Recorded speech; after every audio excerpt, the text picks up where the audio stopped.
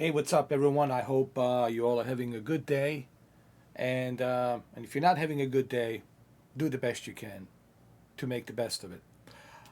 All right, so that out of the way, I've been meaning to talk about this. I've been really meaning to make a video about the PlayStation 5 Pro and the rumors that we have heard about it so far. I've been looking at various different articles and what everyone's been saying, but I felt that the CNET had the best um, plausible information of what it might have, what it will do, like very plausible rumors, including the possible release date sometime later on this holiday season, which I'm guessing probably October, around there somewhere. October, November, those 2 months I'm looking at. October, November. Most likely October, but November is a pretty good bet as well. So what I'm gonna do first is I'm gonna read this article really quick, and then I'm gonna give you guys my input and feedback on what I think and what I believe. So without any further ado, let's go ahead. Let's jump into this article. This is from CNET by Ian Scher on March 19th of this year. So let's go ahead and let's read it really quick. This is the title: PlayStation 5 Pro, what we know about the release date, specs, and how it might stack up. Sony says that PlayStation 5 it's in a latter stage of its life cycle, but the next update might still pack a punch. The PlayStation 5 is getting a big upgrade this holiday. If rumors are to be believed, Sony is reportedly planning to announce a pro version of its PlayStation 5 console, promising significant boosts in visual graphics and gameplay. One of the key changes reportedly coming with Sony's PS5 Pro, it's a technology called upscaling, which uses artificial intelligence to create images with more detail and lighting effects, without as much need for raw performance. Sony did not immediately respond to a request for comment. The PlayStation 5 Pro upcoming release isn't the sales slam dunk. It sounds like though consoles are designed to last nearly a decade on the market, give or take. And the PS5 only came out in 2020. These upgrade Pro and similar step up versions of consoles, which Sony and other consoles makers have begun releasing roughly in the middle of that decade, are designed to offer a super muscle car version of standard model. The new console will have to do a lot more this time to convince people to hand over their money. Industry watchers believe Sony is hoping the more than decade-long build-up to Rockstar release of Grand Theft Auto 6 in 2025 will be enough to push people over the edge. The look and feel of GTA 6 is undoubtedly a tremendous amount of effort from all involved, IGN wrote after the game's first trailer was released in December. And that's without even considering the rumors of Sony's next major PlayStation update, the PlayStation 6, which will likely launch before the end of the decade. Here's what is currently rumored about PlayStation 5 Pro, including when it could launch, pricing details, and possible features. Rumors now consistently place the PlayStation 5 Pro launch at this holiday shopping season, in part to get ahead of enthusiasm for GTA 6. Price it's a little harder to guess, but Sony has indicated it plans to focus more on profits for the remainder of the PlayStation 5's life on store shelves.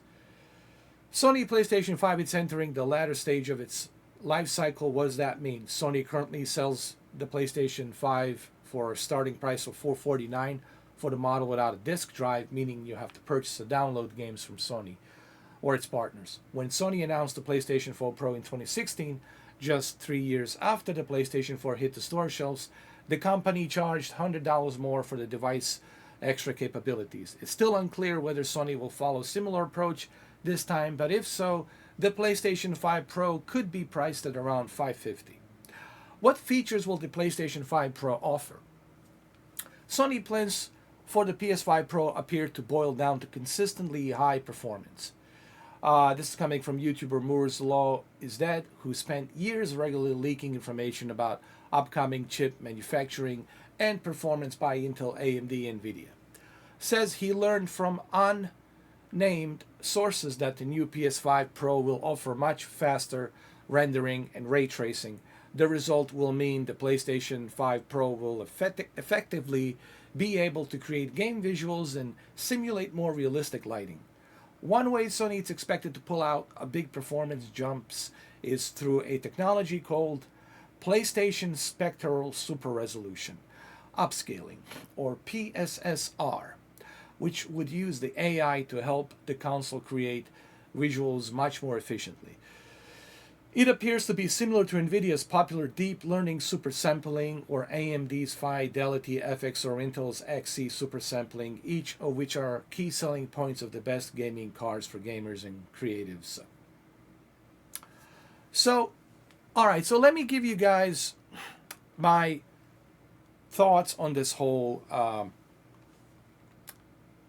subject of PlayStation 5 Pro and these features and rumors. I think that these are very accurate rumors. I think that these are very plausible rumors because we got Grand Theft Auto 6 coming out, and Grand Theft Auto 6 is going to need some raw power to keep that 60 FPS at a very high texture details and ray tracing details, right? And all the shaders details, right? Next generation shader details. All that stuff is going to require a lot of rendering power. So the artificial intelligence, this PlayStation super sampling that they're going to use could really help with Grand Theft Auto 6 to keep it at the 60 FPS at like reasonable, I don't know, 1600p or 1400p or 1800p, or it could fluctuate between 1600, 1800p or 1500p. And that's only going to improve, better, steady performance without any kind of drop down of the frame rates. So I think this is a big deal. Having deep learning super sampling similar to the NVIDIA's, Sony having its own PlayStation super sampling rendering PSSR, which will of course make it much more performance based on a lot of these games at a 4K dynamic 60 FPS resolution than, for example, what we have right now with the PlayStation 5. And I'm really excited about that. I can't wait to see how this new artificial intelligence AI PSSR, which is the PlayStation Spectral Super Resolution. Let's just get it correctly. PlayStation Spectral Super Resolution, which is just another nickname for dynamic upscaling, scaling, rendering to keep that consistent performance, just like NVIDIA DLSS and AMD Fidelity. So I'm very excited about that. I think this is going to be a huge game changer for PlayStation 5 games, and they're all going to get PlayStation 5 Pro enhanced versions.